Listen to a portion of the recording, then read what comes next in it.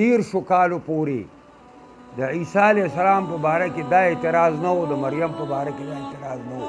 العیاذ بالله چې دا زانیه ده او دا د زناونه پیدا دی د دیرشو کالو پورې. او چې څنګه دیرش کالو ته ورسېد او د نبوت کار یې شروع کو، حق یې شروع کو، نو د الزاماتو یو لړۍ ساده شوه او دا الزام هم پرې ولګېد چې تا د حرامو نه پیدا دی او په مور یې دا الزام ولګېد چې دا زناکار. دیرشو کالو لپاره هېڅ شی نه.